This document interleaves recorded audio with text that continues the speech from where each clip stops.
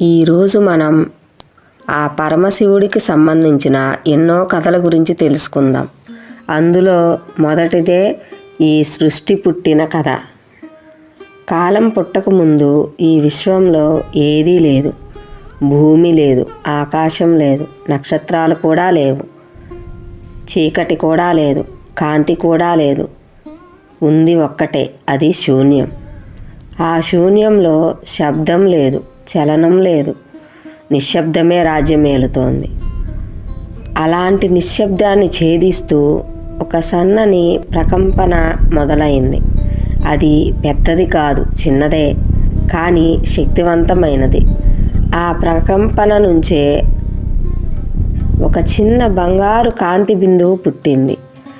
ఆ కాంతి హృదయ స్పందనలాగే మెల్లగా స్పందించసాగింది. ఆ స్పందన నుంచే ఒక పవిత్రమైన నాదం పుట్టింది.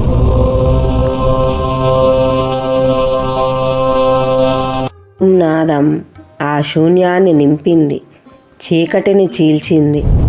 ఆ నాదం వెనుక అనంతమైన శక్తి ఉంది. ఆ శక్తి నుంచే కాంతి విస్తరించింది.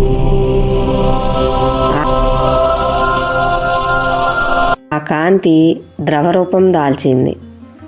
ఆ ద్రవకాంతి అనంతమైన జలరాశిగా మారింది. అదే మనం చెప్పుకునే పాల సముద్రం, క్షీరసాగరం. ప్రశాంతమైన అలలు, దివ్యమైన నిశ్శబ్దం. ఆ పాల సముద్రం మధ్యలో ఒక మహోజ్వలమైన దృశ్యం కనిపిస్తుంది. పాల సముద్రం లోతుల నుంచి ఒక దివ్యమైన నాగు పైకి లేచి వస్తుంది. అతడే ఆదిశేషుడు. 1000 పడగలతో దివ్య ప్రకాశంతో ఆదిశేషుడు మెరిసిపోతాడు. తన శరీరాన్ని మెల్లగా చుట్టుకొని ఒక పవిత్రమైన పాన్పుగా మారతాడు. ఆ పాన్పుపై నీలవర్ణ కాంతితో ఒక దివ్య రూపం అవతరిస్తుంది. అతడే శ్రీ మహావిష్ణువు. ఆయన ఆదిశేషుడిపై యోగనిద్రలో విశ్రాంతి తీసుకుంటున్నారు. నీలమేఘ శ్యామల రూపం, పట్టు వస్త్రాలు, మెరిసే బంగారు ఆభరణాలు. ఆయన ముఖంపై అపారమైన శాంతి. చూస్తే నిద్రిస్తున్నట్టే అనిపిస్తుంది, కానీ నిజానికి ఆయనే ఈ విశ్వాన్ని నడిపిస్తున్నారు. ఆయన శ్వాస పీల్చినప్పుడు సృష్టి జరుగుతుంది. ఆయన శ్వాస వదిలినప్పుడు లయం జరుగుతుంది. నక్షత్రాలు పుట్టి గెలాక్సీలు తిరిగి మళ్ళీ లయమవుతాయి. అంతా ఆయన సంకల్పమే, అంతా ఆయన మాయే. అలాంటి సమయంలో విష్ణువు నాభి వద్ద ఒక సున్నితమైన కాంతి వెలిసింది. ఆ నాభి నుంచే ఒక తామర కాడ నెమ్మదిగా పైకి ఎగిసింది. ఆ తామర కాడ నేరుగా ఆకాశం వైపు విస్తరించింది. ఆ కాడ చివర ఒక తామర పువ్వు వికసించింది. ఆ తామర మధ్యలో ఒక దివ్య వ్యక్తి ప్రత్యక్షమవుతారు. అతడే బ్రహ్మదేవుడు. 4 ముఖాలతో దివ్యకాంతిలో బ్రహ్మదేవుడు తన 4 కన్నులు తెరిచి చుట్టూ చూశాడు. అక్కడ ఏమీ లేదు, కేవలం శూన్యం. అప్పుడు విష్ణువు ఆజ్ఞ బ్రహ్మకు చేరింది, సృష్టించు. ఆ ఆజ్ఞతోనే బ్రహ్మ సృష్టి కార్యానికి పూనుకున్నారు. తన వేలి కొనలతో నక్షత్రాలను సృష్టించారు. గ్రహాలు తమ తమ కక్షల్లో తిరగసాగాయి. భూమి పుట్టింది, నదులు ప్రవహించాయి, అడవులు పెరిగాయి, పక్షులు ఎగిరాయి, జంతువులు సంచరించాయి. లోకం జీవంతో నిండిపోయింది. ఈ అద్భుతాన్ని చూసి బ్రహ్మ ఎంతో సంతోషించారు. కానీ ఆ సంతోషం మెల్లగా గర్వంగా మారింది.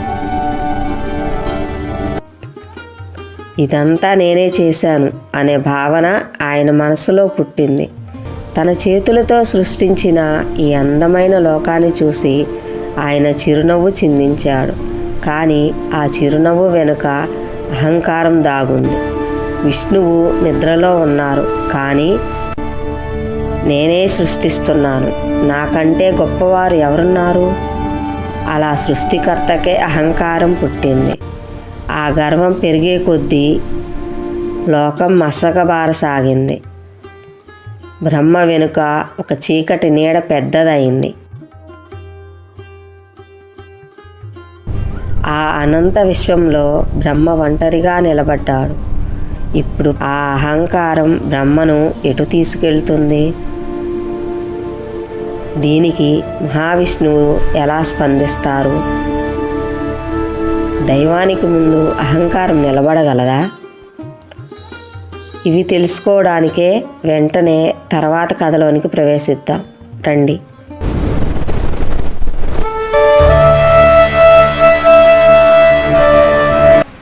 బ్రహ్మదేవుడు హంసవాహనంపై దిగివస్తాడు. నిద్రిస్తున్న విష్ణువును చూసి హేళనగా నవ్వుతాడు. ఓరి నారాయణ, లేవవయ్యా, సృష్టికర్తను, నీకు తండ్రిని అయిన నేను నీ చెంతకు వస్తే కళ్ళు మూసుకొని పడుకుంటావా? ఈ విశ్వమంతా నా కల్పన, నీవు కేవలం నా ఆజ్ఞలను పాటించే సేవకుడివి అని అన్నాడు. విష్ణువు మెల్లగా కళ్ళు తెరుస్తాడు. ఆయన ముఖంలో ప్రశాంతత, కానీ మాటల్లో పదును ఉంటుంది.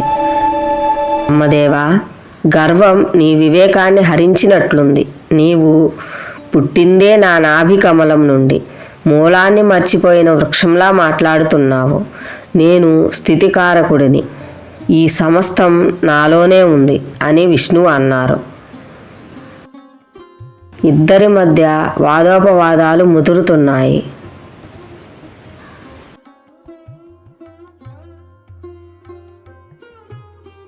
అసత్యం. వేదాలు నా ముఖం నుండి పుట్టాయి. జ్ఞానానికి నేనే అధిపతిని. నీవు కేవలం నాలోని ఒక అంశవు మాత్రమే అని బ్రహ్మ అన్నాడు. వేదాలు నిన్ను పుట్టించలేదు బ్రహ్మ, నిన్ను సృష్టించింది నా సంకల్పం. తండ్రిని నేనే, కుమారుడివి నీవు అని విష్ణువు అన్నారు. ఒకరినొకరు శపించుకునే స్థాయికి వెళ్తారు. వారి కళ్ళలో ఆగ్రహం జ్వాలల్లా కనిపిస్తుంది. బ్రహ్మ విష్ణువుల మధ్య రేగిన అహంకార జ్వాలలు ముల్లోకాలను తాకాయి. సత్యలోకం నుండి వైకుంఠం వరకు ప్రకంపనలు మొదలయ్యాయి. పరమేశ్వరుడి మాయ ఆవరించడం ప్రారంభమైంది.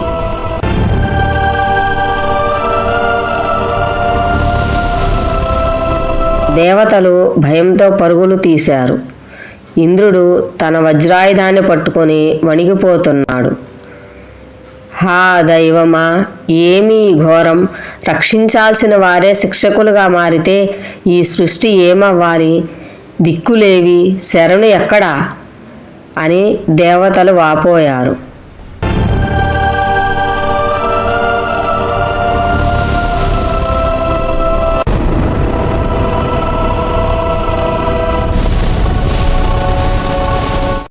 యుద్ధం అంటే కేవలం మనుషుల పోరాటం కాదు, ఇది శక్తుల ఘర్షణ. రణరంగం రక్తంతో తడిసి ముద్దవుతోంది. ఆకాశం నుండి బాణాలు వర్షంలా కురుస్తున్నాయి.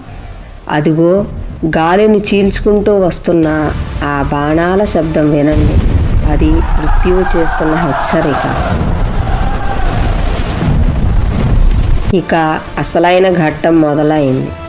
సాధారణ బాణాల కాలం ముగిసింది. దైవిక శక్తులు రంగంలోకి దిగాయి. చూడండి, ఒకవైపు నుండి విష్ణుమూర్తి అత్యంత శక్తివంతమైన పాశుపతాస్త్రాన్ని ప్రయోగిస్తున్నారు. ఆ అస్త్రం కోటి సూర్యుల వెలుగుతో మంటలు చిమ్ముతూ వస్తోంది.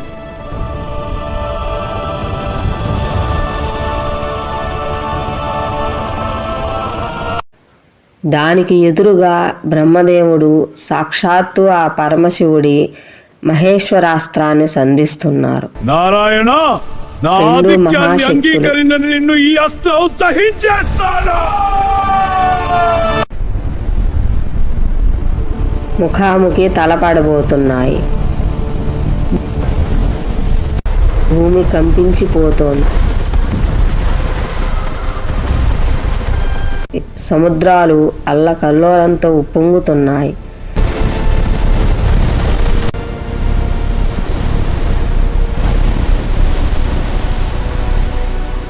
ఈ రెండు అస్త్రాలు కానీ ఢీకొంటే ఈ సృష్టి ఉంటుందా, లేక ఈరోజే లోకానికి ఆఖరి రోజా?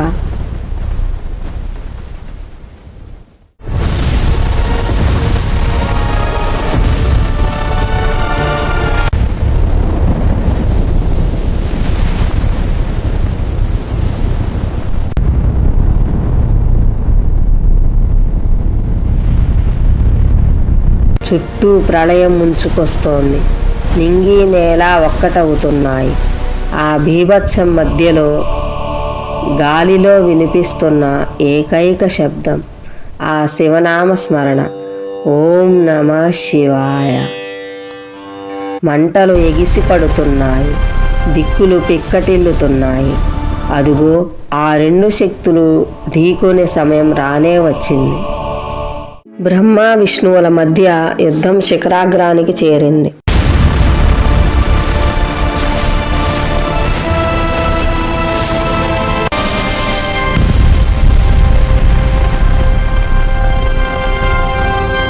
అహంకారంతో లోకాలు వణికిపోతున్నాయి.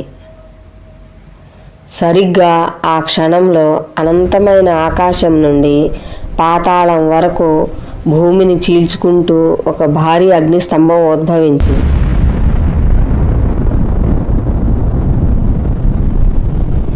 అది మామూలు వెలుగు కాదు, కోటి సూర్యుల ప్రకాశం. ఆ అగ్నిస్తంభానికి మొదలు ఎక్కడో తెలియదు, ముగింపు ఎక్కడో తెలియదు. ఆ తేజస్సు ముందు బ్రహ్మ విష్ణువుల అస్త్రాలు కూడా చిన్నబోయాయి. ఆ స్తంభం ఎవరో కాదు, శివతత్వానికి నిలువెత్తు రూపం. ఈ అద్భుతానికి అడుగు భాగం ఎక్కడుందో తెలుసుకోవాలని మహావిష్ణువు నిర్ణయించుకున్నాడు. ఆయన నీలమేఘ శ్యామల రంగులో ఉండే ఒక మహావరాహ రూపాన్ని ధరించాడు. తన వాడి అయిన కోరలతో భూమిని చీల్చుకుంటూ లోపలికి దూసుకెళ్తున్నాడు. ఆయన వెళ్తున్న కొద్దీ భూమి పొరల్లో దాగి ఉన్న రత్నగర్భం మెరుస్తూ కనిపిస్తోంది. మరింత లోతుకు వెళ్తుంటే మహాసర్పాలు నివసించే నాగలోకం, అక్కడ ప్రశాంతంగా ప్రవహించే పాతాళగంగా దర్శనమిచ్చాయి. విష్ణువు వెళ్తూనే ఉన్నాడు, కానీ ఆ అగ్నిస్తంభం అడుగు మాత్రం దొరకడం లేదు. పరమాత్మ యొక్క పాదాలను చేరడం అంత సులభం కాదని ఆయనకు అర్థమవుతోంది.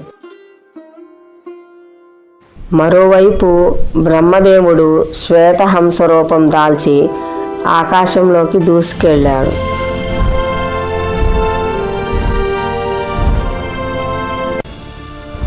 మేఘాల పొరలను చీల్చుకుంటూ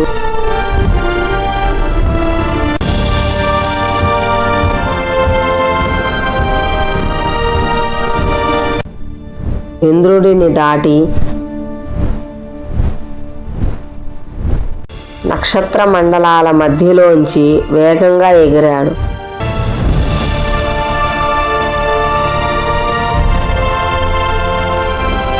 కానీ వెళ్తున్న కొద్దీ దూరం పెరుగుతూనే ఉంది. గాలి పల్చబడింది, రెక్కలు భారమయ్యాయి. చుట్టూ అంతా భయంకరమైన నిశ్శబ్దం, అనంతమైన శూన్యం. బ్రహ్మకు అలసట మొదలైంది. ఎంత ఎత్తుకు వెళ్ళినా ఆ అగ్నిశిఖరం అంతం కావడం లేదు. తన మేధస్సుకి అందని ఆ అనంత శక్తిని చూసి బ్రహ్మకు తొలిసారిగా భయం కలిగింది. ఆకాశంలో ఆ శూన్యం మధ్య ఆయన ఒంటరి వాడైపోయాడు.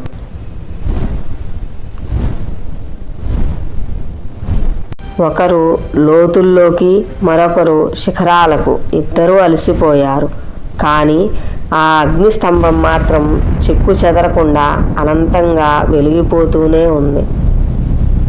అది మనకు నేర్పే పాఠం ఒక్కటే: అహంకారంతో దైవాన్ని పట్టుకోలేము, కేవలం అనురాగంతోనే ఆయన్ను దర్శించుకోగలము. అనంతమైన ఆ శివలింగం ఆదిని కనుగొనే ప్రయాణంలో బ్రహ్మదేవుడికి పరాజయం ఎదురైంది. కానీ అహంకారం ఆ సత్యం ఒప్పుకోనివ్వలేదు. సరిగ్గా అదే సమయంలో పైనుంచి కిందకు జారి పడుతున్న ఒక మొగలి పువ్వు బ్రహ్మ కంట పడింది.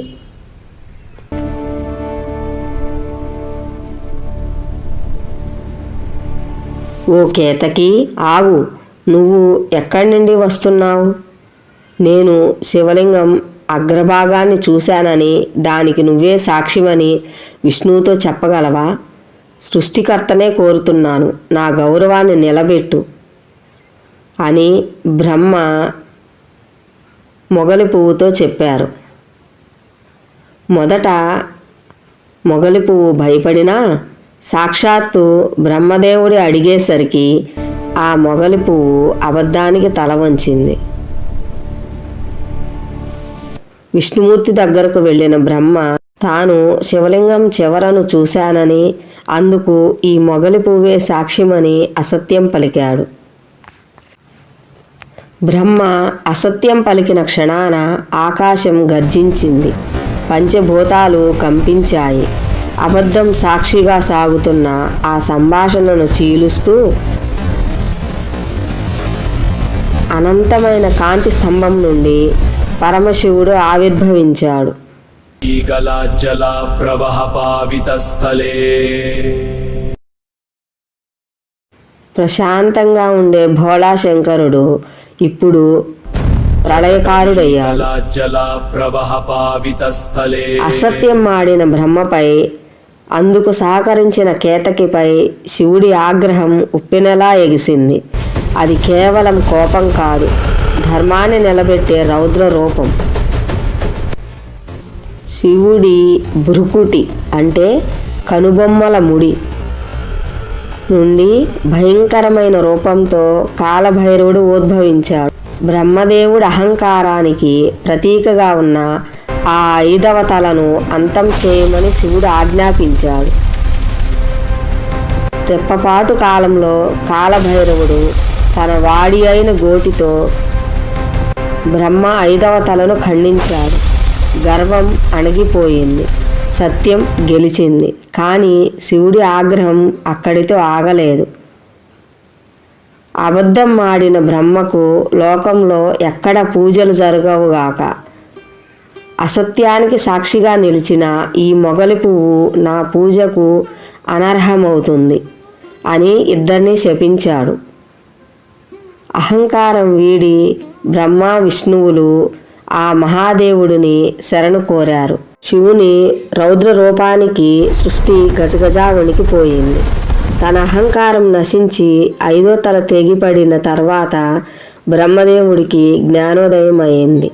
అటు మొగలి పువ్వు కూడా భయంతో వణికిపోతూ మహాశివుని పాదాల చెంతపడి క్షమించమని వేడుకుంది. స్వామి, అజ్ఞానంతో అహంకారంతో చేసిన ఈ తప్పును క్షమించు.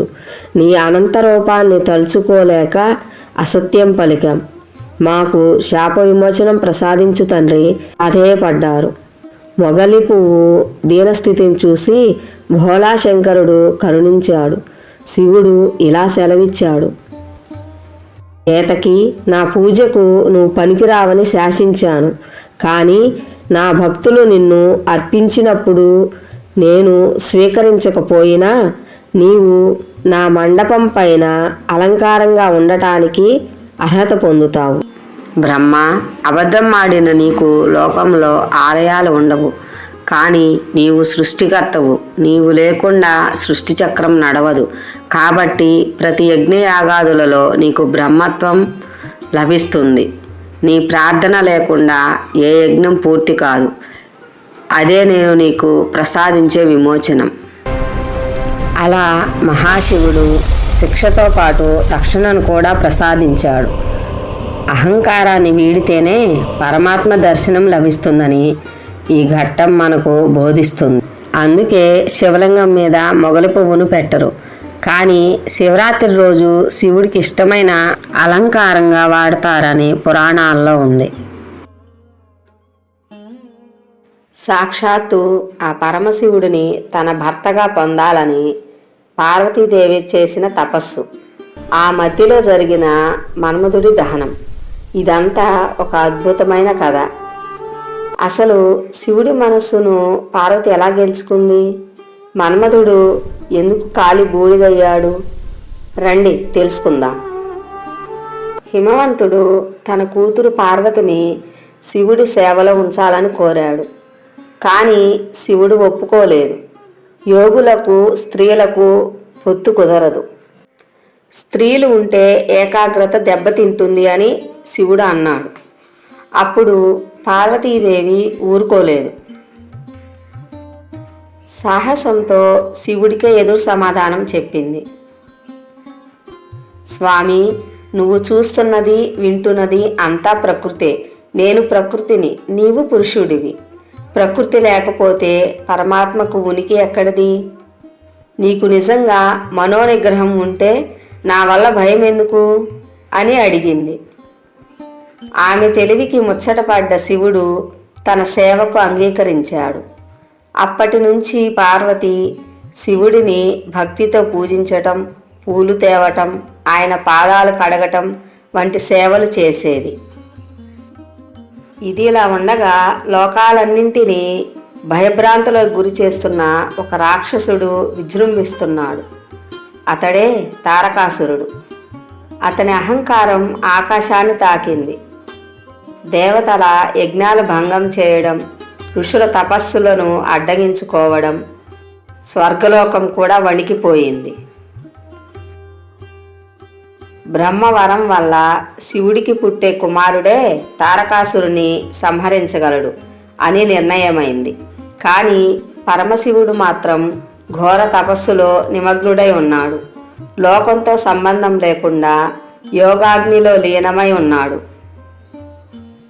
దేవేంద్రుడు చింతించాడు. శివుడి మనస్సు పార్వతీదేవి వైపు మళ్ళాలి. అప్పుడే కుమార సంభవం జరుగుతుంది. అప్పుడు ఆయన ఒక సాహస నిర్ణయం తీసుకున్నాడు. మన్మధుడిని పంపాలి అని. మన్మధుడు కామదేవుడు. చెరకు విల్లు, పుష్పబాణాలు చేతబట్టి కైలాసానికి చేరుకున్నాడు. అతను వసంత ఋతువుని ఆవాహన చేశాడు. పూల పరిమళం వ్యాపించింది.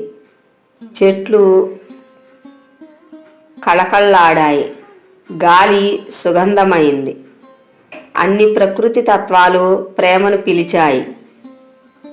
తపస్సు చేస్తున్న శివుడి ముందు రతి మన్మధులు వాళ్ళ నృత్యంతో శివుడి ధ్యానాన్ని ఎలాగైనా భంగం చేయాలని వాళ్ళ నృత్యాన్ని ప్రారంభించారు.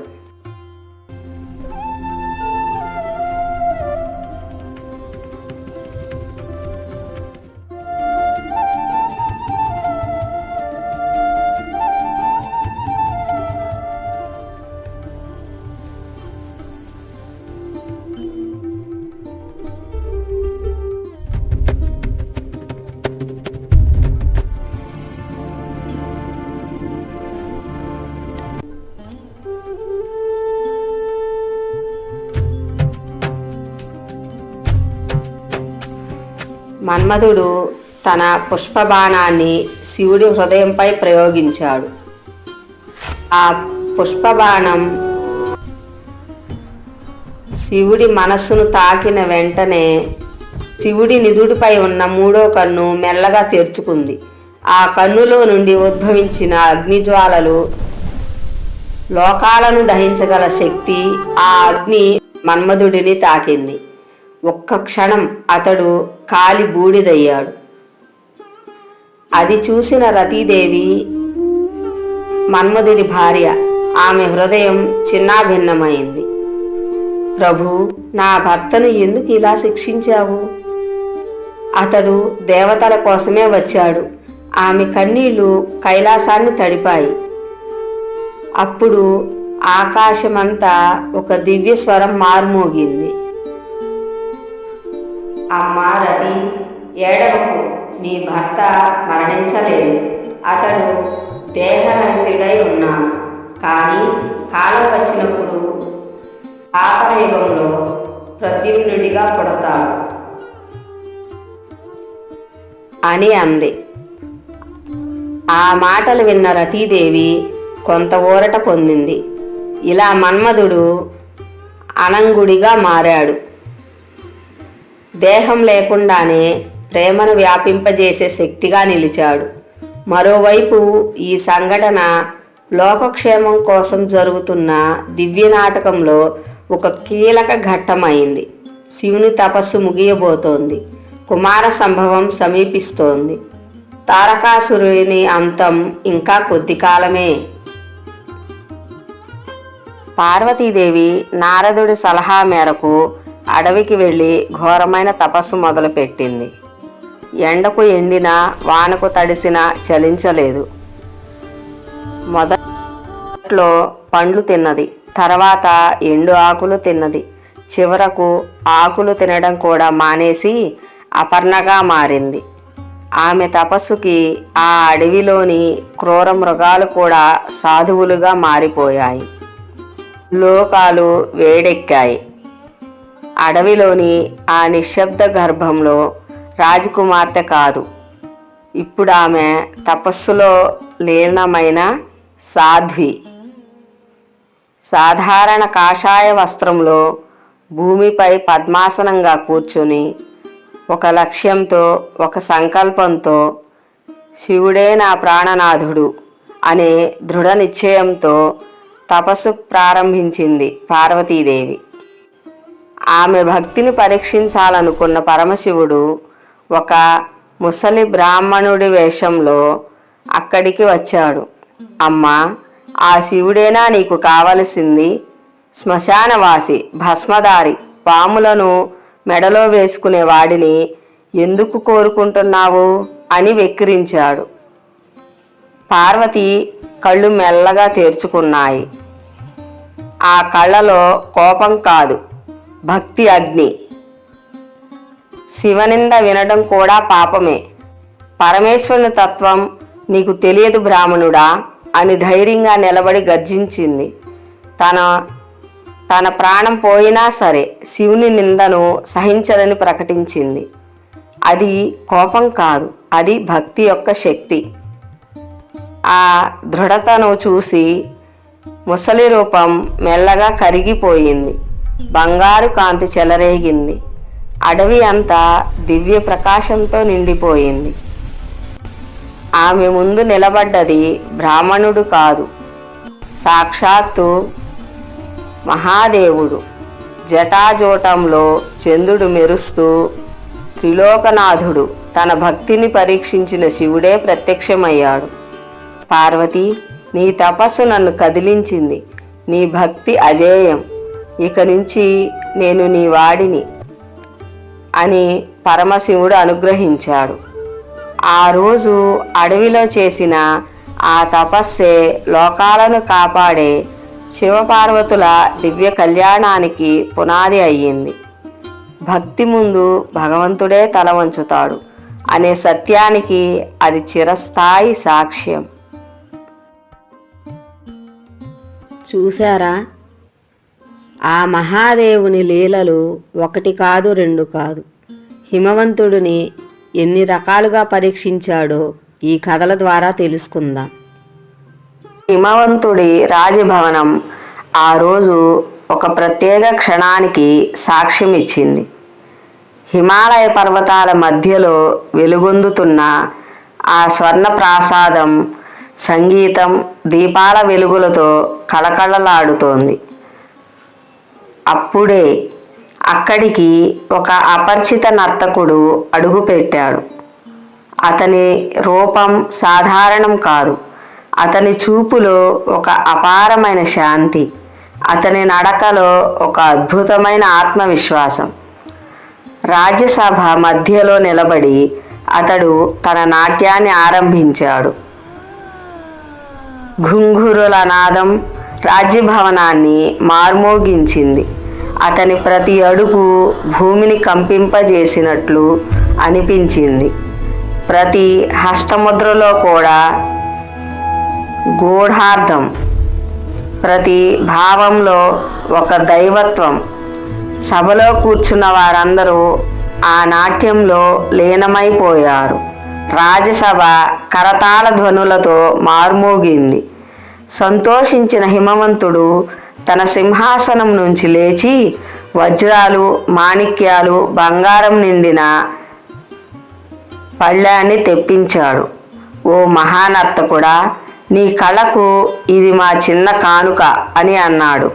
అందరూ ఆ ధనరాశిని చూసి ఆశ్చర్యపోయారు.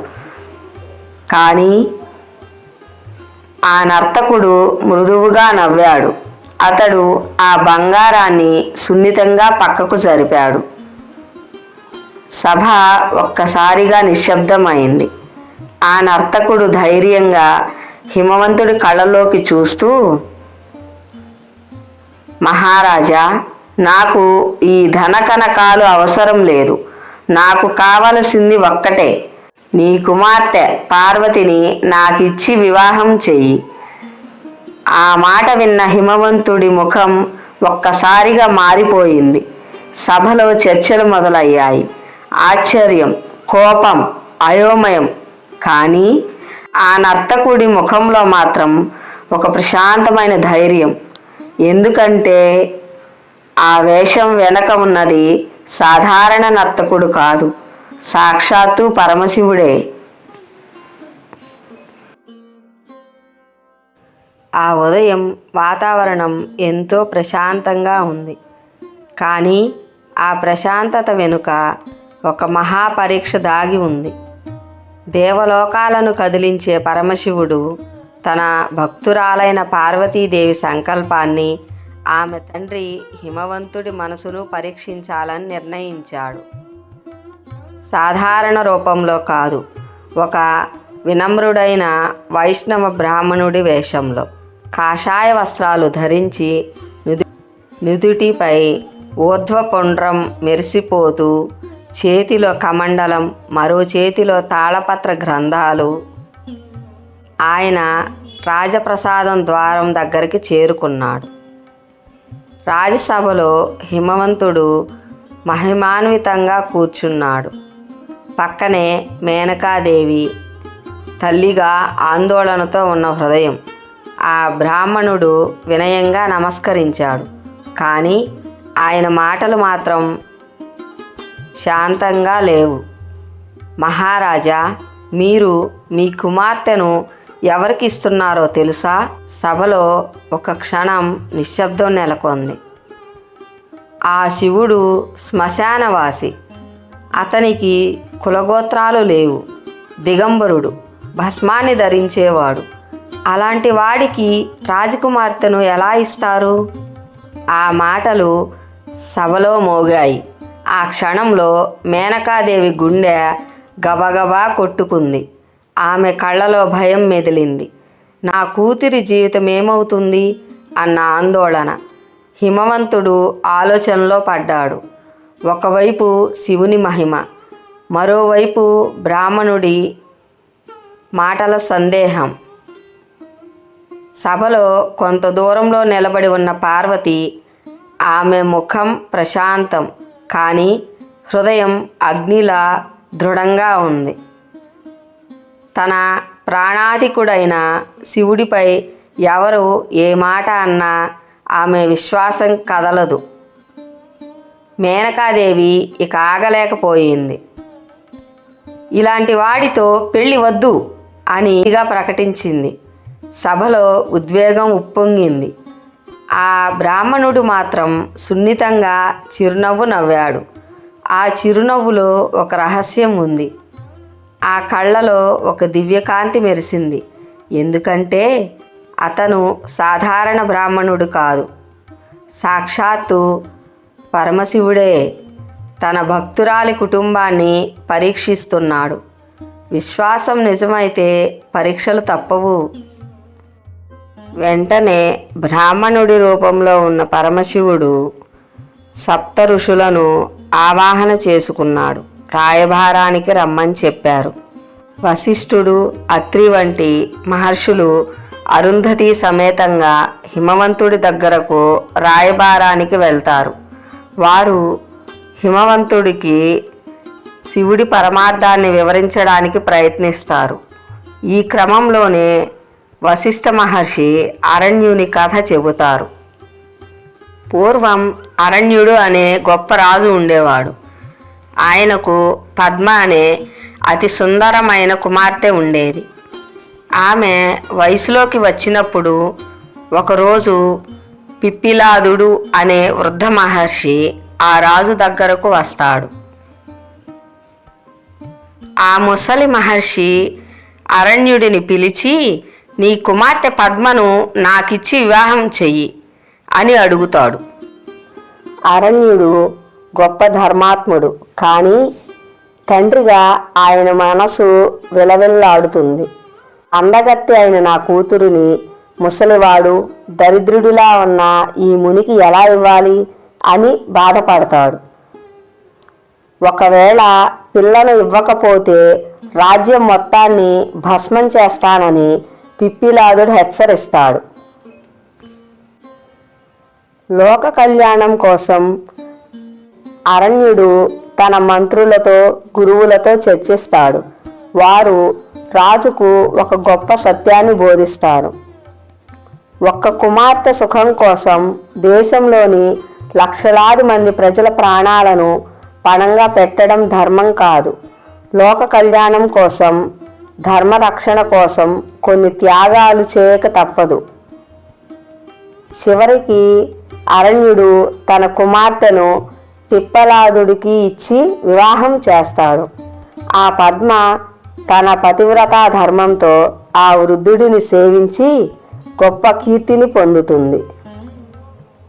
ఈ కథ చెప్పి వశిష్ఠుడు హిమవంతుడితో ఇలా అంటాడు, హిమవంతుడా, శివుడు చూడ్డానికి ఎలా ఉన్నా ఆయన సాక్షాత్తు పరమాత్మ. ఆయనను దరిద్రుడిగానో శ్మశానవాసిగానో చూడకు. అరణ్యుడు లోక కళ్యాణం కోసం తన కుమార్తెను ఇచ్చాడు, కానీ నువ్వు లోకానికి అధిపతి అయిన శివుడికే నీ కుమార్తెను ఇస్తున్నావు. ఇది నీ వంశానికే కాక విశ్వానికే శుభప్రదం. హిమాలయ శిఖరాలు మంచుతో మెరుస్తున్నాయి. ఆ తెల్లని పర్వతాల మధ్య ఒక దివ్య నిర్ణయం తీసుకోబడుతోంది. పార్వతీదేవి తపస్సు ఫలించింది. పరమశివుడు ఆమెను వరించబోతున్నాడు. ఆ ఆనందాన్ని హృదయంలో నింపుకున్న హిమవంతుడు తన సింహాసనం నుండి లేచాడు. గర్గమునీంద్ర అని గంభీర స్వరంతో పిలిచాడు. కుల పురోహితుడు గర్గాచార్యుడు వేద పండితులతో సభలో ప్రవేశించాడు. యజ్ఞవేదిక సిద్ధమైంది. అగ్నిజ్వాలలు మెల్లగా పైకి లేచాయి. వేద మంత్రాలు మారుమోగాయి. ఆ శబ్దం పర్వతాలపై తాకి ప్రతిధ్వనించింది. గర్గాచార్యుడు జాతక చక్రాలను పరిశీలించాడు. నక్షత్రాలను గమనించాడు. కొద్ది క్షణాల మౌనం. మహారాజా, అభిజిత్ ముహూర్తం శ్రేష్టమైనది. దేవతల అనుగ్రహంతో ఈ కళ్యాణం జరగాలి. హిమవంతుడి కళ్ళలో ఆనంద బాష్పాలు మెరిశాయి. సువర్ణాక్షరాలతో పవిత్రమైన తాళపత్రంపై లగ్నపత్రిక రాయబడింది. ప్రతి అక్షరం మంగళకరంగా వెలిగింది. ప్రతి పదం ఆశీర్వాదంలా అనిపించింది. హిమవంతుని కుమార్తె పార్వతీదేవి పరమశివునితో కళ్యాణం అనే వాక్యం పూర్తవ్వగానే గాలి సుగంధంతో నిండిపోయింది. హిమవంతుడు ఆ పత్రికను చేతిలో తీసుకున్నాడు. అది కేవలం ఆహ్వానం కాదు, తన కూతురి జీవితపు మహోత్సవానికి ప్రారంభ ఘంటిక. అతను తన కుమారుడు మైనాకుడిని పిలిచాడు. పుత్ర, ఈ లగ్నపత్రికను కైలాసానికి తీసుకెళ్ళు. ఇది మా గుండెల ఆశీర్వాదం. మేనకాదేవి ప్రేమతో తన కుమారుడిని చూసింది. మైనాకుడు వినమ్రంగా నమస్కరించాడు. మంచు పర్వతాల మధ్య మైనాకుడు తన యాత్ర ప్రారంభించాడు. ఆకాశంలో మేఘాలు మార్గం విడిచాయి. సూర్యకిరణాలు అతనిపై ఆశీర్వాదంలా పడ్డాయి. చేతిలో ఉన్న లగ్నపత్రిక దివ్యకాంతిని వెదజల్లుతోంది.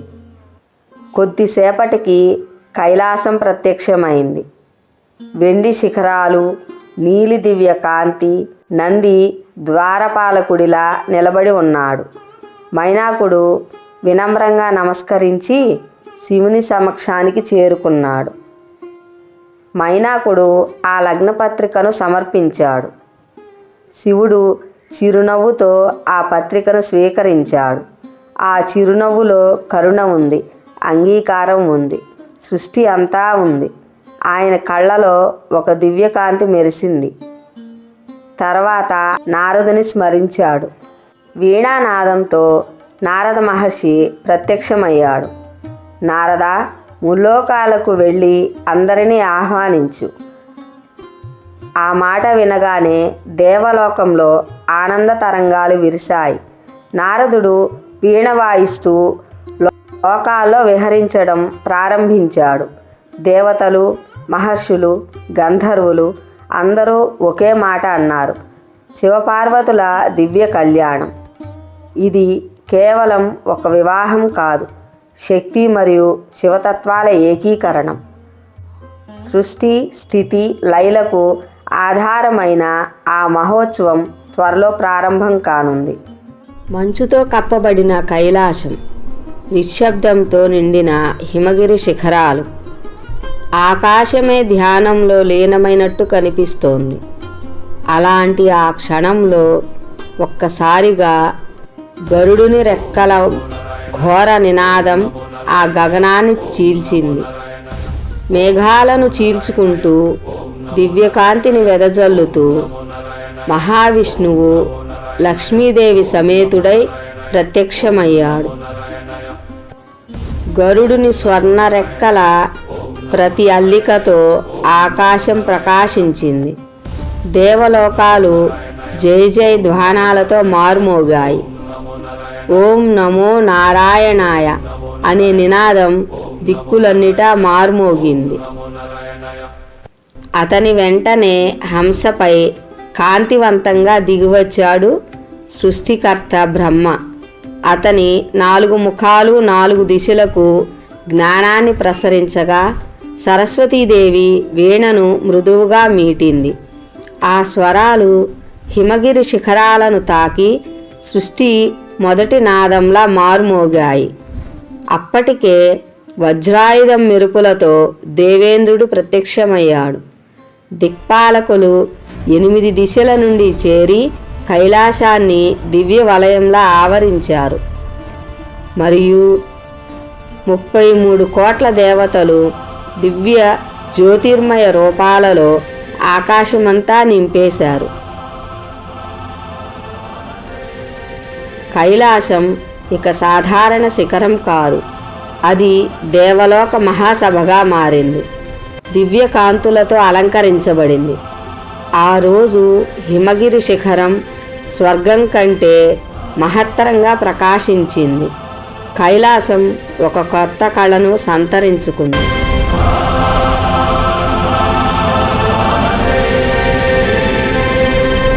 హిమవంతుని రాజభవనం ఆ రోజు పండగ వాతావరణంలో మునిగిపోయింది. మందిరమంతా పూల సువాసన, మంగళ వాయిద్యాల నినాదం. కానీ ఆ సందడిలో ఒక హృదయం మాత్రం ఉత్కంఠతో కొట్టుకుంటోంది. అది మేనకాదేవి హృదయం. ఎంత తపస్సు చేసింది నా బిడ్డ, ఎంత కష్టపడింది అని తనలో తానే అనుకుంది. ఆ వరుడు ఎంత అందంగా ఉంటాడో అని దూరంగా నిలబడి చూస్తోంది. అప్పుడే దూరంలో ఒక దివ్యకాంతి. ఇతడేనా అని మేనక నారదుడిని అడిగింది. నారదుడు చిరునవ్వు నవ్వాడు. కాదమ్మా, ఇతడు అల్లుడి సేవకుడు. మేనక కాస్త నిరాశగా చూసింది. మరో దేవుడు వచ్చాడు. బంగారు కిరీటం, వజ్రాల హారం. ఇతడేనా అని మళ్ళీ అడిగింది. కాదు అన్నాడు. ఒక్కసారిగా ఆకాశం చీకటిగా మారింది. డప్పుల శబ్దం, గర్జనలు, పాములు కదులుతున్న శబ్దం, పుర్రెల మాలలు ఊగుతున్నాయి. అక్కడికి వచ్చాడు 5 ముఖాలు, 3 కళ్ళు, ఒళ్ళంతా బూడిద. మేనక గుండె గట్టిగా కొట్టుకుంది. అయ్యో దేవుడా, ఇతడేనా నా అల్లుడు?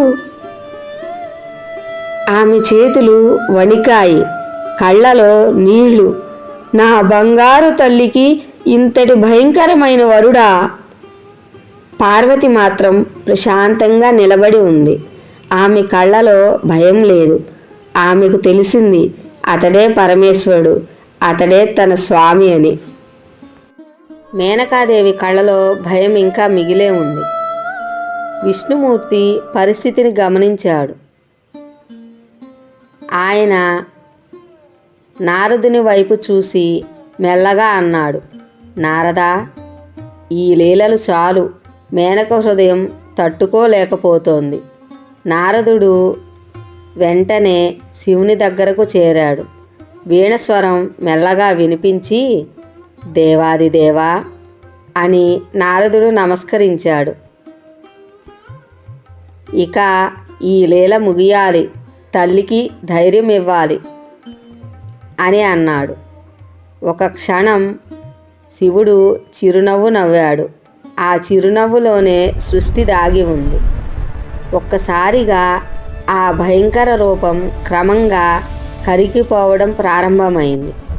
బూడిదలు గాలిలో కలిశాయి. పుర్రెల మాలలు అదృశ్యమయ్యాయి. పాములు శాంతంగా తొలగిపోయాయి. ఆకాశంలో ఒక ప్రకాశం విరజిమ్మింది. శివుడు సుందరమూర్తిగా నిలిచాడు. మేనక కళ్ళలో కన్నీళ్లు, కానీ ఈసారి భయంతో కాదు, ఆనందంతో. ఇంత అందంగా ఉన్నాడా నా అల్లుడు అని ఆమె ఆర్తిగా నీరాజనం అర్పించింది. పార్వతి ముఖంలో మృదువైన చిరునవ్వు. దేవతలు జయ జయ ధ్వానాలు చేశారు. వివాహ మండపం మధ్యలో పవిత్ర అగ్ని ప్రజ్వలిస్తోంది. వేద మంత్రాలు గంభీరంగా మారుమోగుతున్నాయి. పుష్పాలతో అలంకరించిన మండపంలో శివుడు, పార్వతీదేవి పీటలపై శాంతంగా కూర్చున్నారు. అది కేవలం ఒక వివాహం కాదు, అది శక్తి శివతత్వాల కలయిక. కానీ ఆ పవిత్ర క్షణంలో ఒక చిన్న ప్రశ్న మాత్రం సమాధానం కోసం ఎదురు చూస్తోంది. శాస్త్రోక్త విధానం ప్రకారం వరుడి కులం, గోత్రం ప్రకటించాలి. హిమవంతుడు వినమ్రంగా చేతులు జోడించి, స్వామి, శాస్త్రోక్త విధానం ప్రకారం మీ గోత్రం తెలియజేయగలరా అని అడిగిన క్షణంలో మండపం అంతా నిశ్శబ్దమైంది. వేదఘోషలు ఒక్కసారిగా ఆగినట్టు అనిపించింది. అగ్నిజ్వాలలు కూడా క్షణం తక్కువగా ఊగినట్టు అనిపించాయి. అందరి చూపులు శివుని వైపు మళ్ళాయి. కానీ పరమశివుడు చిరునవ్వుతో మౌనం వహించాడు. ఆ మౌనం సాధారణం కాదు, అది సృష్టికి ముందున్న నిశ్శబ్దం. అది కాలానికి ముందు ఉన్న శూన్యం. ఆ మౌనంలోనే విశ్వరహస్యం దాగి ఉంది. దేవతలు ఒకరిని ఒకరు చూసుకున్నారు. హిమవంతుని హృదయంలో స్వల్ప ఆందోళన. ఏదైనా అపశకునమా అనే భావన అతని ముఖంలో స్పష్టంగా కనిపించింది. అప్పుడే మండపం అంతటా ఒక మృదువైన వీణానాదం మారుమోగింది. ఆ నాదం ఆందోళనను శాంతిగా మార్చింది. నారద మహర్షి ముందుకు వచ్చాడు. ముఖంలో జ్ఞానహాస్యం. హిమవంతుడా, నీవు అడిగింది శాస్త్రోక్తమే, కానీ నీవు అడిగిన ప్రశ్నకు సమాధానం సాధారణం కాదు. కులం అంటే ఒక వంశం, ఒక మూలం, ఒక ప్రారంభం. కానీ శివుడు అనాది, ఆయనకు ప్రారంభమే లేదు. గోత్రం అంటే ఒక ఋషి నుండి వచ్చిన వంశ పరంపర. కానీ ఋషులు ఎవరిచే పుట్టారు? సృష్టి ఎవరిచే ఆవిర్భవించింది? ఆ సృష్టికి మూలం ఆ నాదానికి మూలం, ఆ నాదానికి ఆది, ఆ శూన్యానికి సాక్షి అదే పరమశివుడు. ఆ మాటలు వినగానే మండపంలో ఉన్న అందరి హృదయాల్లో జ్ఞానోదయం వెలిగింది. హిమవంతుడు తల వంచి నమస్కరించాడు. స్వామి, మీ మహిమను అర్థం చేసుకోలేకపోయాను, క్షమించండి. పార్వతి చిరునవ్వు నవ్వింది. వేద మంత్రాలు మళ్ళీ మారుమోగాయి. హిమవంతుడు తన కూతురు పార్వతి చేతిని పట్టుకున్నాడు. ఆమె కళ్ళలో తల్లడిల్లే భక్తి. మేనక కన్నీటి తడితో నిలబడి ఉంది. స్వామి, నా బిడ్డను మీకు సమర్పిస్తున్నాను అని హిమవంతుడు చేతులు వణుకుతూ అన్నాడు. అగ్ని సాక్షిగా పార్వతి చేతిని శివుని చేతిలో ఉంచాడు. శివుడు మెల్లగా పార్వతి చేతిని పట్టుకున్నాడు. ఆ స్పర్శలో భక్తి ఉంది, ప్రేమ ఉంది, సృష్టి ఉంది. దేవతలు శుభమస్తు అని దీవించారు. శివుడు బంగారు మంగళసూత్రాన్ని తీసుకున్నాడు. పార్వతి తల వంచింది. అగ్నిజ్వాలలు ఎగిసిపడ్డాయి. ఓం అంటూ వేదఘోష. మంగళసూత్రం ఆమె మెడలో మెరిసింది. పుష్పవర్షం కురిసింది.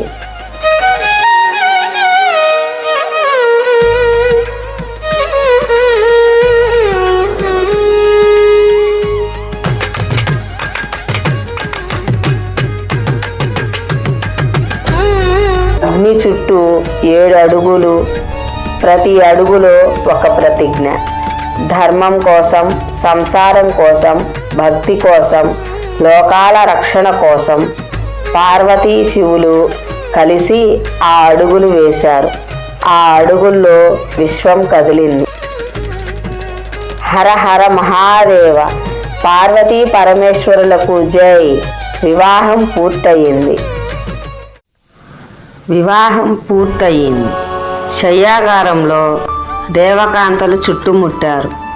లక్ష్మీదేవి నవ్వుతూ, శివా, పెళ్ళయ్యేదాకా తొందరపడ్డావు, ఇప్పుడు ఎందుకింత సిగ్గు? సతీవియోగం చాలిపోయింది, ఇక ఆనందంగా ఉండు. అందరూ నవ్వారు. శివుడు కూడా చిరునవ్వు నవ్వాడు. లోకేశ్వరుడైన పరమేశ్వరుడు ఆ క్షణంలో ఒక సాధారణ వరుడిలా కనిపించాడు. పార్వతి సిగ్గుతో తల వంచింది. దివ్యమైన ఆ దృశ్యం ముల్లోకాలను ఆనందంలో ముంచెత్తింది. శివుడు చైతన్యం, పార్వతి శక్తి. చైతన్యం లేకుండా శక్తి లేదు, శక్తి లేకుండా సృష్టి లేదు. వీరి కలయికే విశ్వం, వీరి ప్రేమే భక్తికి ఆదర్శం. ఆ రోజు కేవలం ఒక వివాహం కాదు, అది శాశ్వతమైన సత్యం. అది సృష్టి స్థితి లయం యొక్క సంకేతం. అది మనందరికీ ఒక సందేశం. భక్తి ఉంటే దేవుడు దూరం కాదు. ఓం నమః శివాయ.